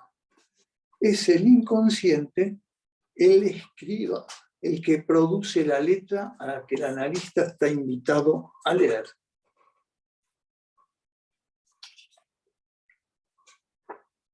Dice también, en Du Semblant, nada es más distinto del vacío cavado por la escritura que el semblante. Es decir, que la escritura afecta al semblante, al semblant. En cuanto, ante todo, que es el primero de mis pliegues en estar siempre listo para acoger el goce, o al menos para invocarlo por su artificio. Es decir, el semblant, cuando se pincha, como si dijéramos se pincha un globo, no tiene una nada. No tiene un objeto tangible, pero guarda un goce. Un goce que se registra su vibración y también se registra su pérdida. Sigamos. También en Du Semblant dice Lacan, y la letra que produce tachadura se distingue allí por ser ruptura, por lo tanto del semblante, que disuelve lo que producía forma, fenómeno, meteoro. Es eso, ya se los he dicho, lo que la ciencia opera al comienzo, de la manera más sensible sobre formas perceptibles. Menciona el ejemplo del arco iris. Antes de que la ciencia descubriera que el arco iris es la refracción de la luz en las gotitas de agua, era algo maravilloso. Era la aparición en el cielo de la reconciliación entre el creador y la criatura. El trueno y el rayo, y eran los emblemas del poder de Zeus. La ciencia rompe ese semblant y descubre lo real. Es uno de los modos que el Parletre tiene de acercarse a lo real. Y dice también, y bien, esto que de goce se evoca cuando se rompe un semblant, esto que en lo real, es aquí el punto importante, en lo real se presenta como erosión. La escritura puede ser dicha en lo real, la erosión del significado, o sea, lo que ha llovido del Samblán, en tanto es lo que hace el significante. Cuando el analista lea la letra, permite que entonces haya una lluvia significante y que se rompa el Samblán, del cual doy una definición. El Samblán es la cubierta imaginaria de un pedazo de real. ¿Qué pedazo de real? Un goce. ¿Y cuándo el analista está invitado a romperlo? Cuando ese goce tiene al sujeto anclado en lo que Freud llamaba una fixierung, una fijación. Es nuestra tarea como analistas. Lacan lo dice también en uno de sus últimos seminarios, Lessington, casualmente, dice: cuando hacemos empalme, episur, entre lo simbólico y lo imaginario, es decir, cuando con el significante rompemos la cubierta imaginaria, al mismo tiempo hacemos un empalme, un episur, entre el síntoma y lo real del goce parasitario. Se descubre el objeto A que estaba ahí guardado como lugar de anzuelo de fijación. Y el momento de concluir, para que quede puesto que no se trata de hacer algo así como un Lacan del comienzo, otro de la mitad, no. Se trata de anticipaciones y retroacciones. No seguimos una temporalidad lineal. Bueno, en momento de concluir, Lacan dice: decir es otra cosa que hablar. El analista, él corta. Esto que él dice es corte. Es decir, participa de la escritura. Ni en esto que dice el analizante, ni en lo que dice el analista, hay otra cosa que escritura. Bueno, y para concluir y no pasarme de la hora, voy a decir de otro modo una frase que también es muy conocida. Decimos: el analista es al menos dos. Bueno, ese al menos dos quiere decir que cuando hablamos de letra, hay dos letras diferentes. Una tiene que ver con lo que Lacan subraya en Letourdi como el valor de la doxa. Cuando Diotima le enseña a Sócrates acerca del amor, le dice: no seas ignorante, Sócrates. No existe solamente lo bello o lo feo, puede haber algo intermedio. Del mismo modo como en el saber, no existe solo el episteme, que sería la ciencia que tiene posibilidad de dar razón de lo que sostiene, también está la doxa. ¿Qué es la doxa? La doxa es lo que dice el analizante. La doxa es la verdad que no puede decir dónde se sustenta como tal. Cuando en 1897 Freud sufre el colapso que le confiesa a su amigo Fliess: se me pierde mi psicología, las histéricas que me decían quienes habían abusado de ellas en su primera infancia, resulta que no era verdad, hasta que descubre que esa era su verdad. ¿Y qué quiere decir que esa era su verdad? Digo 3 aforismos que son míos. La verdad no dice lo real. La verdad apunta a lo real y la verdad dice al sujeto ante lo real. Esa mentira, entre comillas, histérica, donde ellas decían que tal o cual la había tocado y ahí empezó su sexualidad, era simplemente el modo en que decían su verdad del encuentro por primera vez con lo real del goce sexual. Entonces tenemos la escritura de la doxa, que es lo que dice el analizante.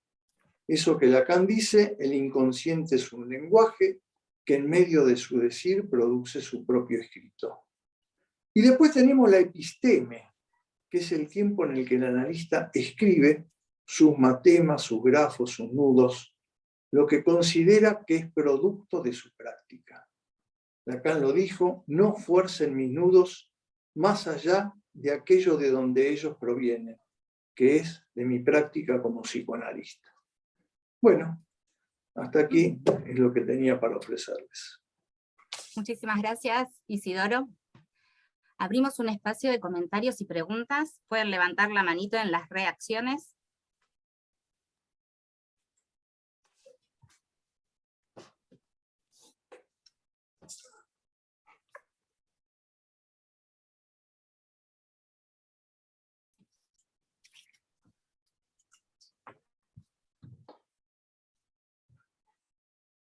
No se peleen por hablar, ¿eh?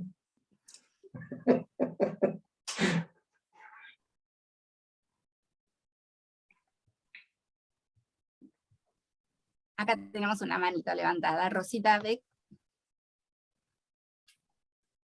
Oh, qué lindo contestarle a mi hermano un poco, o preguntarle. Decime, Isidoro, ¿el San Blan lo podemos tomar como el fantasma del sujeto? No, A ver. no. El fantasma, voy a repasar algo que todos conocen, tiene una fórmula, que es el sujeto barrado, es decir, el sujeto dividido entre un significante y otro, entre consciente y consciente, entre significante y goce, como quieran, el Poinçon y su relación al objeto A. ¿Por qué Lacan trabaja el San Blan después de haber trabajado los 4 discursos? Con los 4 discursos, Lacan armó unas fórmulas que, con los elementos que él se manejó, da lugar a 4 discursos. Después agregó uno más, el discurso del capitalista.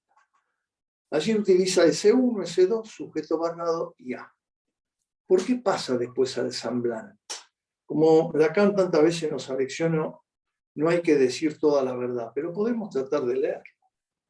Porque se trató de pensar, a ver, ¿y cómo llega a nosotros ese objeto A? Y nos llega con su cobertura imaginaria. El San Blan es eso. Es la cubierta imaginaria de un pedazo de goce. Eso es el San Blan. San Blan de hombre, San Blan de mujer, San Blan de padre. De eso se trata. Por ejemplo, para ese presidente que era Yeta, no lo voy a nombrar, ¿se acuerdan que tenía predilección por la Ferrari Testarossa, pero roja? ¿Por qué roja? Para atrapar miradas. Si lo digo en un cortocircuito del estilo lacaniano, diría, la Ferrari Testarossa para él era el objeto A en tanto mirada. Lo mismo cuando se casa con la última mujer, que tenía que ser por lo menos Miss Universo. Belleza. Otra vez el hacerse ver, el atrapar miradas. O jugar al tenis o al golf con el presidente de Estados Unidos. Otra vez. Bueno, eran las cubiertas con las que a él se le presentaba ese San Blan del objeto A como mirada al que estaba fijado. Alejandra. Sí, muchas gracias. Bueno, muchísimas gracias por las exposiciones, que fueron realmente bárbaras. Isidoro, yo quería preguntarte si esta sucesión de cuestiones que Lacan plantea en Literature y de un discurso que no fuera del semblante, todas esas imágenes, ¿no? Del arco iris, el S1 cayendo, el espacio de proyección, la caverna, los truenos. ¿Cómo pensás que está producido ese seminario? ¿Es una mostración? Es decir, ¿qué lugar tiene este viaje de él, esta cuestión del avión? ¿Y qué lugar ocupa en la obra de Lacan estas teorías esta escritura tal como aparece ahí? Y después a Diana, también podría ser a Isidoro, hay una muy linda cita de Lacan. Dice, me interesa la escritura porque pienso que históricamente se ha entrado en lo real por fragmentos de escritura. A saber, se cesó de imaginar. la escritura de las letritas matemáticas sostiene lo real. Esto me interesa la escritura porque históricamente se ha entrado en lo real por fragmentos de escritura. Gracias, eso era. Para Diana y para Isidoro, ¿no?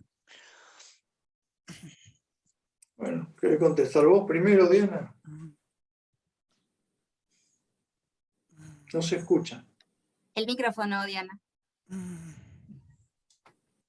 Gracias, Alejandra, porque escuchaste muy bien lo que dije, en el sentido de que tomé un sesgo, digamos, entré por una cuestión para subrayar uno de los modos, uno de los tantos modos en que Lacan tiene de darnos una aproximación, una lectura y una indicación para la dirección de la cura, que es la cesación de lo imaginario. Lo imaginario es eficaz, por supuesto, como es eficaz lo simbólico.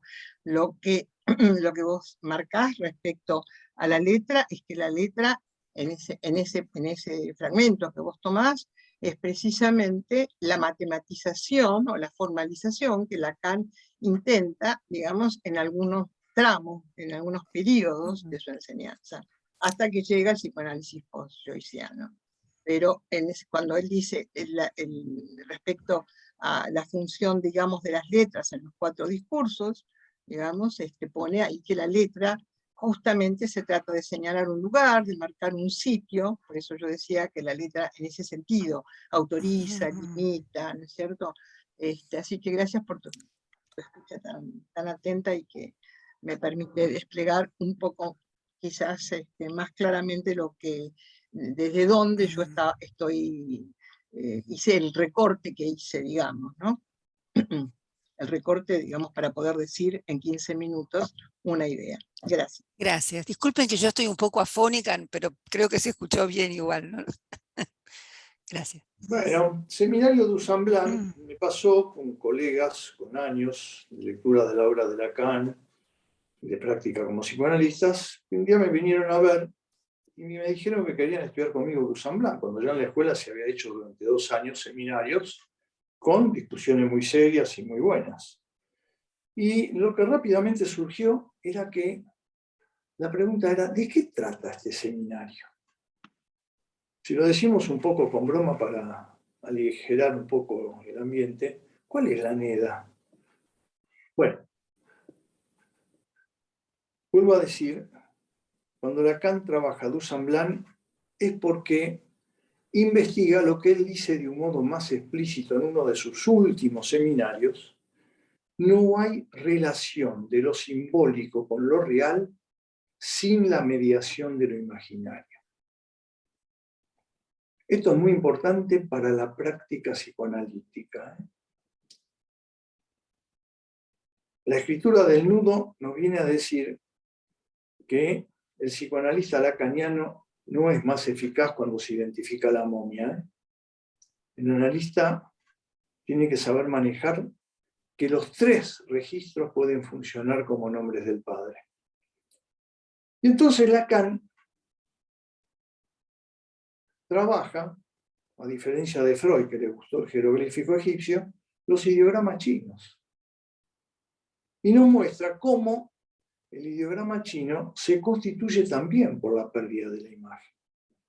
Si ustedes registran el ideograma de árbol, van a ver que queda como apenas una alusión a lo que podría ser un árbol, pero ya no es más árbol. Ya quiere decir otra cosa. Ya pasa a ser, por ejemplo, en la estructura de esos ideogramas, una sílaba. Una sílaba que puede además tener distintas significaciones, según el radical que la acompaña. Bueno, ¿por qué Lacan trabaja el ideograma? Y porque nos está diciendo a su manera lo mismo que ya dijo de otro modo cuando dijo: el inconsciente también escribe bajo el modo de un rebus o un jeroglífico egipcio. Vuelvo a repetir para no especularizarme, está muy bien la referencia a la homofonía. Por supuesto que forma parte de nuestra lectura, pero no solo la homofonía. El equívoco no se reduce a la homofonía. Muchas veces un sueño, todo un sueño, no es más que una frase hecha de la lengua de Buenos Aires. Entonces el seminario du Semblant es un seminario donde Lacan avanza en ese concepto, y entonces hablará casi al final, comienza a adelantar la fórmula de la sexuación, y va a hablar, por ejemplo, de la excepción. Y ahí tenemos un Semblant, el padre terrible. Es decir, que todo el seminario comienza, y lo explicita, aclarando que el psicoanálisis contradice el positivismo lógico. El positivismo lógico, que se constituye en el Círculo de Viena en el año 30, a partir del Tractatus Lógico-Filosófico de Wittgenstein, justo cuando Wittgenstein empieza a abandonar ese texto para pasar a sus investigaciones filosóficas, bueno, eso sería como meternos en otro tema. Para esa posición del positivismo lógico, toman lo que Wittgenstein dice en el Tractatus, que para que una frase tenga sentido, tiene que, en relación al referente al que esa frase reenvía, poder responderse por sí o por no. Pues bien, Lacan dice desde el comienzo, para nosotros el referente no es el mundo de la objetalidad. Para nosotros el referente tendrá que ver con el objeto de goce. Y dice entonces que decir discurso, que no sería del Semblant, dice, es el genitivo objetivo, no el subjetivo. No es el Semblant el que crea el discurso, sino que es el discurso el que crea el Semblant. Bueno, podríamos seguir hablando mucho sobre esto, pero no quiero extenderme. No sé si con esto te respondo algo, Alejandro. Cristina Ochoa.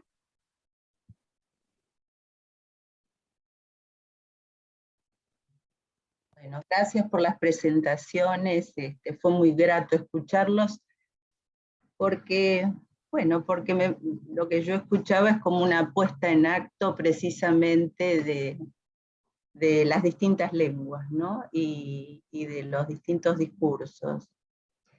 Y primero cuando lo escuchaba a Carlos Gamerro, que siempre me resulta muy placentero, y sobre todo, bueno, cuando se refiere, siento que despabila en relación, a mí por lo menos en relación a un montón de cuestiones, se me ocurría, y después me parece que se armó como una especie de hilo conductor con las otras presentaciones respecto de la cuestión de las traducciones, ¿no? Porque pensaba que, no sé si es así, pero se me ocurría que hablar del lenguaje verbal, del escrito, del lenguaje de los pensamientos, de lo que es el monólogo interior, etc.,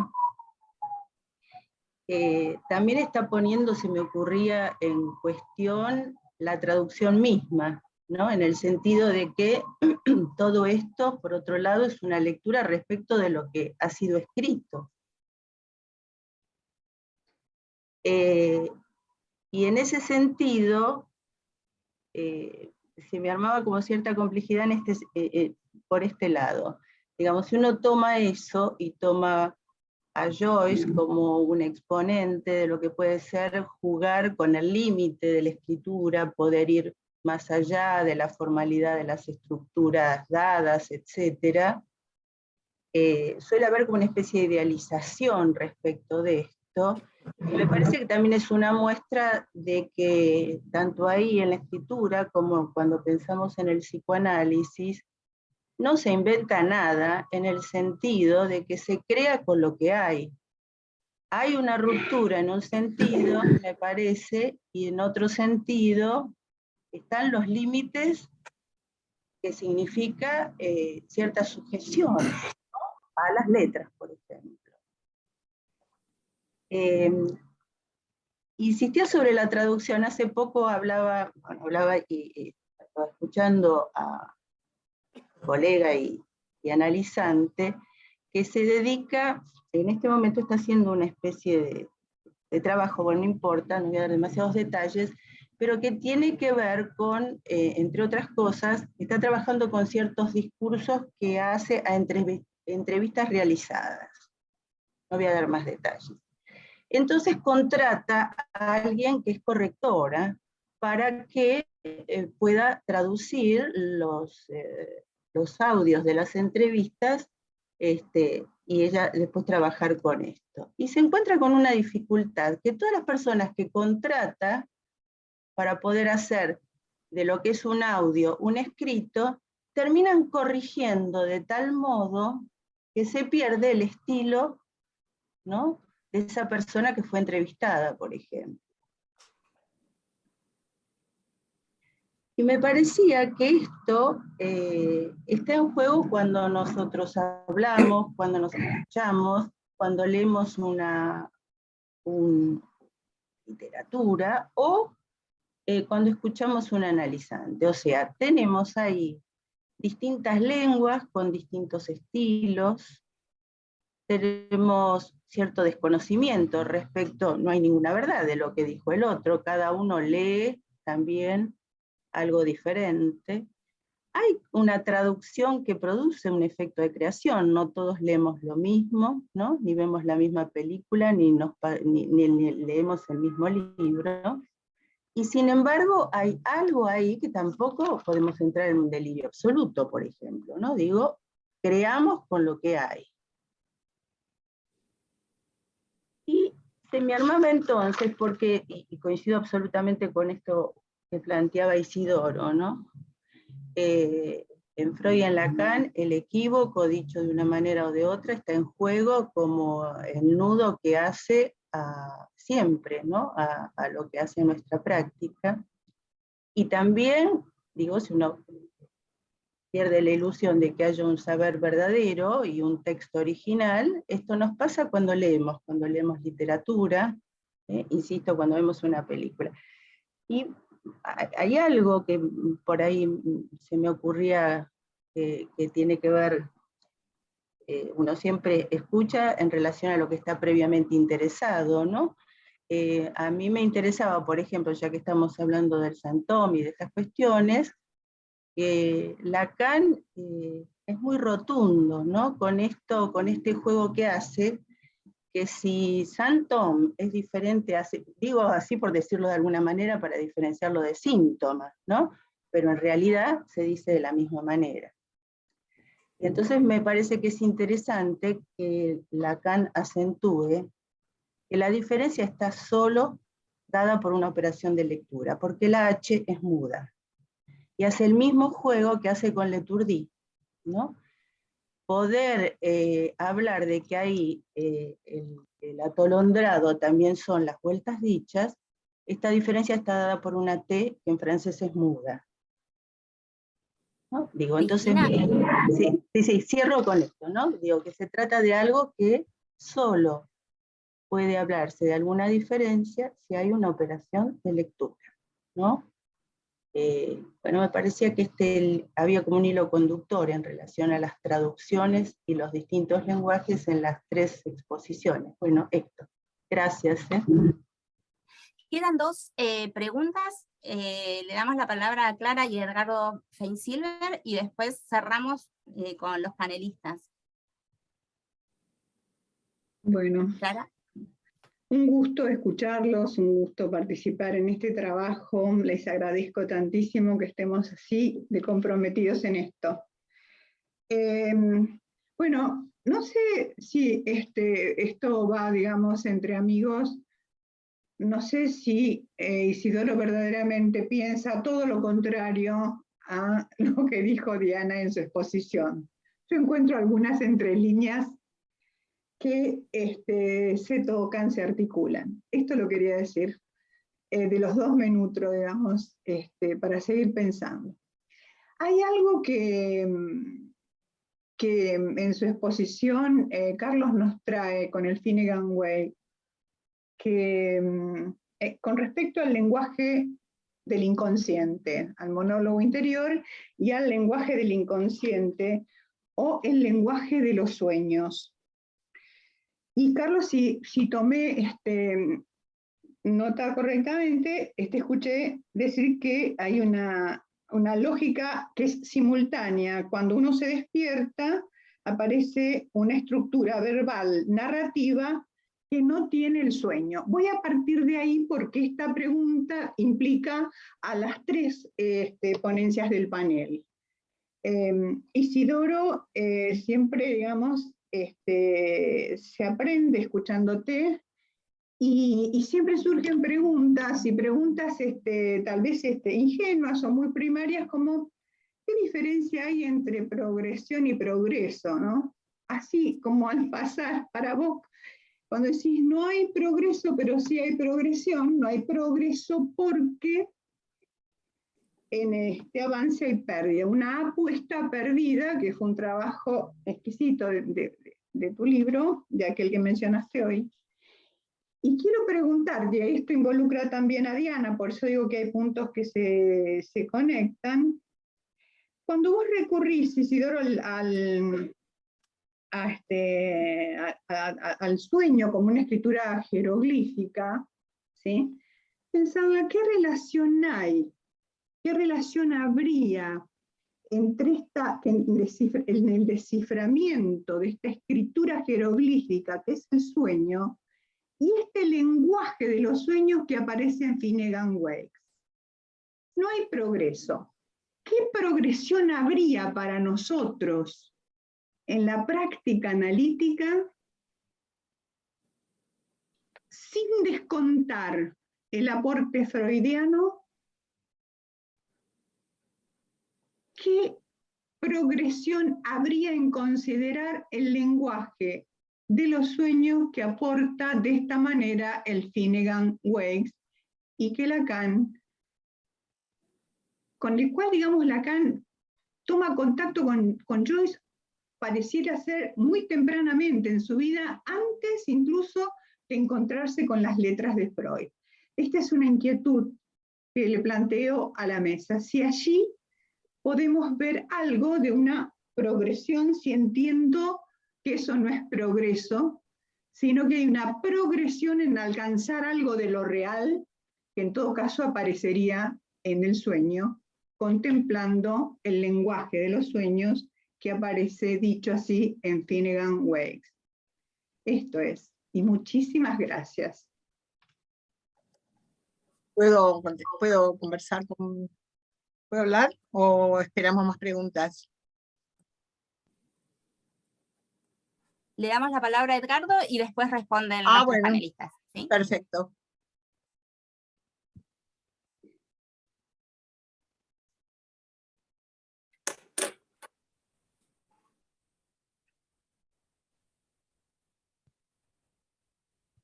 Parece que no escuchó. Edgardo, Sí, ¿se escucha? ahora sí, ¿Se me escucha? ahora sí, sí, sí, ¿Sí? sí, ¿Me escucha? sí, Sí, sí. Bueno. Quería realmente agradecerles a los tres todas estas presentaciones, como diría en algún lugar Lacan, tan nutricias, ¿no? Así que bueno, voy a reducir todas las cuestiones que me han hecho pensar lo que he escuchado con una cuestión que les pregunto a los tres.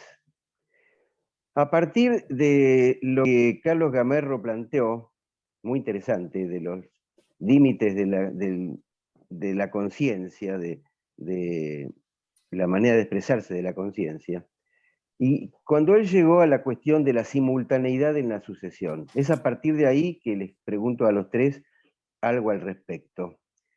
Creo que, Diana, me gustó mucho toda tu exposición, y bueno, creo que lo que trataste de plantear, entre otras cosas, es la diferencia entre lo sónico y lo invocante. Me parece que es una cuestión importante para aclarar.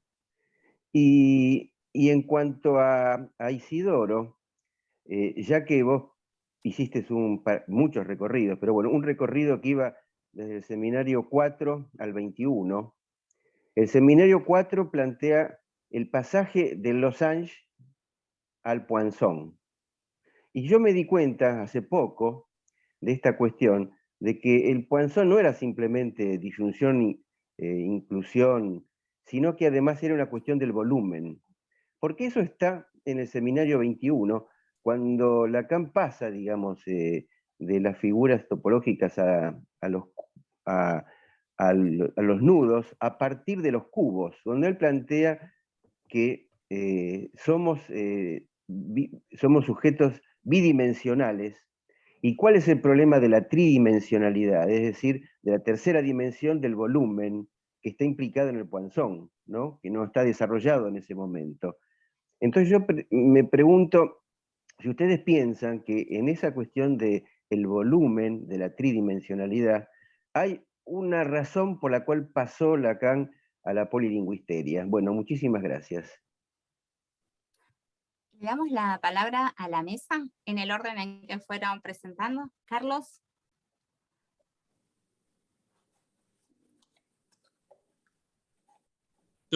En principio pido disculpas porque tengo un compromiso, me tengo que retirar, pero no creo que las preguntas fueron más específicas a la práctica psicoanalítica. No sé si yo desde mi especialidad tengo algo más para decir.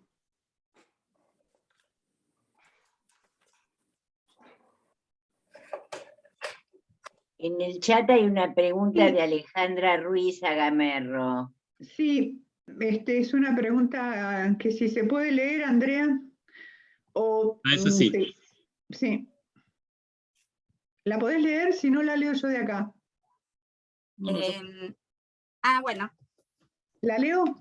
Sí. Bueno, sí, Carlos, sabíamos que te tenías que retirar a una cierta hora. Te agradecemos tu paciencia, buena predisposición. Pero creo que esta pregunta... Es una pregunta que de alguna manera la leíste. se anticipa a algo que había pensado. No lo incluí en la exposición porque estaba seguro que alguien lo iba a preguntar. Así que, la leo para que la gente estaba la escuche. planteada. Sí, adelante. Una pregunta para Carlos Gamerro. Piglia decía que Joyce había leído la interpretación de los sueños y hecho literatura con eso. No me consta, pero quiero preguntar si para él hay algún punto de contacto. O sea, para vos sería, ¿no? Si el fluir de la conciencia supone escribir sin ceder a la censura, del mismo modo que la escritura automática de los surrealistas intenta levantar la censura y escribir todo lo que les va viniendo a la conciencia. ¿Qué puntos de contacto y de diferencia entre estas poéticas? ¿Hay un espíritu de época o vasos comunicantes entre estas apuestas? Alejandra Ruiz, para Carlos Gamerro. Bueno, gracias Clara, gracias Alejandra. A ver, ustedes se acuerdan cuando yo hablaba de lo difícil que es transcribir una conversación informal grabada, manteniendo las características del lenguaje, de la sintaxis, de las repeticiones, ni hablar, digamos, de toda la parte, estamos hablando de fonológicamente, digamos, la fonética sabemos que es lo que se pierde en el paso de la oralidad, ya sea grabada, en este caso la escritura. Hay que hacerlo una y otra vez para acercarse a lo dicho en lo escrito. Piensen entonces cuánto más difícil es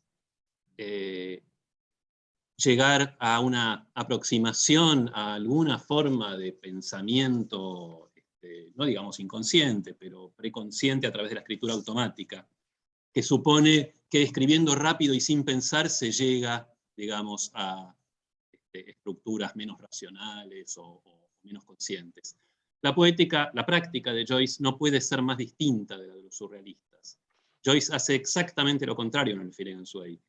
Llega al inconsciente, a una, como propongo yo, un modelo de postulado, un análogo de lo que quizás sea el lenguaje del inconsciente a través de una hiperconciencia. Escribe un párrafo que va a salir necesariamente, digamos, esto lo trabaja la crítica genética, que ve las distintas versiones sucesivas de un texto.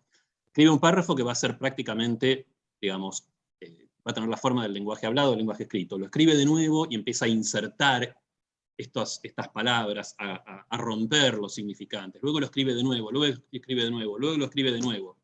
Así se aproxima Joyce a través de una técnica deliberada, ardua y, repito la palabra, hiperconsciente, a crear algo que podría parecerse de alguna manera al lenguaje del inconsciente.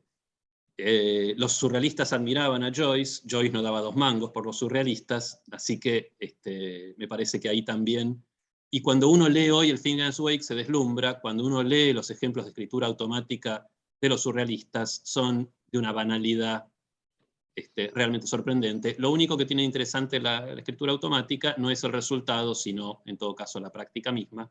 Así como, y esto lo voy a decir porque tiene que ver con la cuestión de la traducción que creo que planteó Cristina hace un rato, el Finnegan's Wake no se traduce, el Finnegan's Wake produce la música de Cage, produce el movimiento de poesía concreta en Brasil. Es una serie de instrucciones de cómo jugar con el lenguaje de distintas maneras, y no solo con el lenguaje verbal. Y eso también me parece que es importante tenerlo en cuenta. Es intraducible de una manera constitutiva. No es que va a surgir un buen traductor y va a poder traducir el Finnegan's Wake, ¿no? Porque traducir el Finnegan's Wake es usar el Finnegan's Wake para hacer otra cosa. Bueno, me voy a tener que despedir. Muchísimas gracias. Fue muy interesante. Si no tuviera otro compromiso, me quedaría con gusto escuchando. Hasta pronto. Muchas gracias, Carlos. Muchas gracias. Muchas gracias. Bueno, el panel continúa hasta pegar la vueltita de las preguntas y las intervenciones de Isidoro y de Diana. ¿Te parece, Andrea? Sí, sí. ¿Están de acuerdo? Empezamos por Diana. Bueno, gracias por las preguntas. Gracias, Cristina, Edgardo y Clara. Efectivamente, respecto a la cuestión que comentás, Clara, respecto al sueño, el sueño es una cifra, y se trata precisamente del descifrar, y la cifra es el goce cifrado.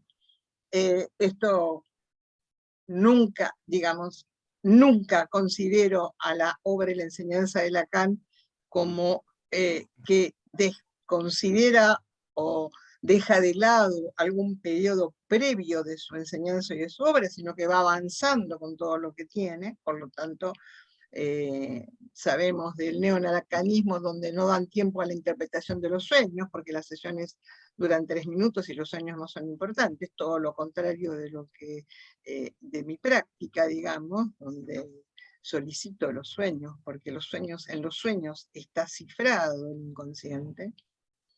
Esto no es un obstáculo para que alguien como Joyce nos enseñe cómo el goce está presente en lo que se escribe en el sueño. Porque Joyce nos enseña cómo se eleva, digamos, la potencia de ese propio lenguaje de los sueños. Es decir, suma, agrega.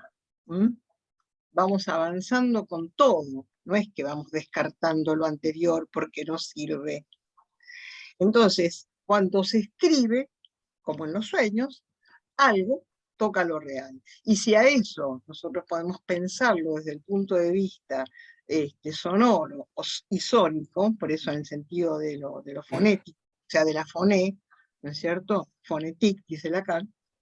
Entonces, cuando se escribe algo, alguna punta de real, como sabemos, se toca distinto de lo verdadero. Entre lo real y lo verdadero, en el Etourdi, leemos, las relaciones son incestuosas. ¿Qué quiere decir esto? Que no hay relación entre lo verdadero y lo real. Bueno, a ver, o sea que en ese sentido, está la cuestión del tiempo, en la simultaneidad, ¿no es cierto? En lo sucesivo es serial, y en lo serial también está cifrado el goce. Bueno, no sé si estoy respondiendo o estoy comentando las intervenciones de Clara, de Edgardo y de Cristina, y si no, discúlpenme porque ya es bastante. Gracias. Isidoro. Sí, ¿qué diferencia hay entre progresión y progreso? A, B, C, D, progresión. No hay progreso, quiere decir, cuando se pasa de A a B, ¿qué se gana y qué se pierde? La idea de progreso es la ilusión de que hay pura ganancia. Cuando Lacan escribe Les Symptômes, en mi lectura, le pasa lo mismo que a Freud cuando escribió Más allá del principio del placer. Ya lo dije alguna vez. Cuando un analista tiene una buena cantidad de años en su práctica, en su reflexión de su práctica, tiene la oportunidad de cosechar una buena cantidad de fracasos. Pero cuando se trata de alguien de Freud, como Freud o como Lacan, no se deprimen, sino que toman esos fracasos como una pregunta que los relanza. A Freud, con Más allá del principio del placer, se le hizo presente algo que dijo, pero ¿cómo no lo registré antes? Tánatos, pulsión de muerte, y a partir de ahí pudo fundamentar de un modo más adecuado el concepto de repetición, la repetición de lo mismo. Lacan, yo creo que cuando llega al seminario Les Symptômes, está en una misma situación. Y entonces no solo reenvía a los juegos de lenguaje, tal como aparecen en el Finnegan's Wake o en el Ulises, sino que entonces crea dos conceptos nuevos que van juntos, perversión y síntoma. El síntoma, que no es el síntoma, es un remedio a la estructura, allí donde la estructura sufre de un error. El síntoma, en cambio, dice Lacan, se apaga cuando la interpretación por su estructura poética acerca al sujeto a su verdad. Pues bien, se trata de que en el seminario Les Symptômes hay una ganancia. Lacan descubre que con lo simbólico, con la interpretación, hay síntomas que no puede resolver. Y que ahí el analista es invitado a propiciar que el analizante construya o despliegue lo que podría ser un síntoma, como fue para Freud, para Joyce, la escritura. La escritura es el síntoma de Joyce. Es lo que lo salvó, como dijo Jung, Lacan no lo cita, pero fue Jung el que lo dijo, que Joyce no se ahogó como su hija Lucía en la esquizofrenia gracias a su síntoma que fue la escritura. Entonces ahí hubo una ganancia, sin duda. Y como dijo recién Carlos Gamerro, ¿qué es esa escritura de Joyce que no tiene nada que ver con la escritura automática? Porque Joyce escribía una página por día. Tardó 16 años, casi 17 en escribir el Finnegan's Wake. Tardó creo que 12 años en escribir el Ulises. Bueno, además de que tenía motivos para hacerlo durar, no olvidemos que era lo que lo sostenía del mejor modo en la vida, también él produce, y ahí es donde está lo interesante, produce lo que sería, lo voy a decir con una jerga cotidiana, la cocina de aquello que pasa al decir, pero que no pasó por el colador del inconsciente. Por eso digo, por eso escribí el diagrama de flujo, el analista tiene que aprender a distinguir si cuando el analizante habla, está diciendo algo que pasó por el colador del inconsciente, y digo colador a propósito para que se entienda la operación, es decir, donde funcionó una pérdida de goce parasitario, o de algo que nunca pasó por ese lugar, y que requiere entonces otro tipo de intervenciones. Una de ellas es propiciar el síntoma. Bueno, esto para no excederme. Respecto a la pregunta de Edgardo, yo siempre pensé el Poinçon como la escritura de operaciones lógicas. A ver si se ve. ¿Lo ven? Sí, se ve. Es una flecha que avanza y otra que hace un movimiento de retroacción. El ejemplo más clásico es el que tiene los 4 conceptos cuando dice la operación de alienación y de separación. Pero nosotros también lo podemos utilizar para pensar el tiempo de fijación en un goce y el tiempo de liberación de ese goce. Sabemos que el objeto A tiene dos nombres, plus de jouir y causa de deseo. Como plus de jouir, si está enlazado al deseo, bueno, sabemos que la falta se reconstituye. Pero si no está enlazado al deseo, se llamará goce parasitario. ¿Y a qué llamo goce parasitario para no ponernos nosotros en moralistas y tener una escala de goces buenos o malos? Llamo goce parasitario al goce que se interpone entre el sujeto y su deseo. Entonces, a mí el poinçon me sirve para pensar esa doble operación. Bueno, hasta ahí es lo que puedo responder. Bueno, Gracias. le damos las gracias a los panelistas. Un aplauso. Muchísimas gracias. Gracias. Muchísimas gracias. gracias. Gracias Recuerden a que todos. se Esperamos mañana. retoma. Nos vemos Se mañana. retoma el Sí. sábado. Mañana 9:50 Nos damos vemos. comienzo a la segunda jornada del coloquio. Muchas gracias, Será Isidoro. hasta Muchas mañana. gracias, Diana.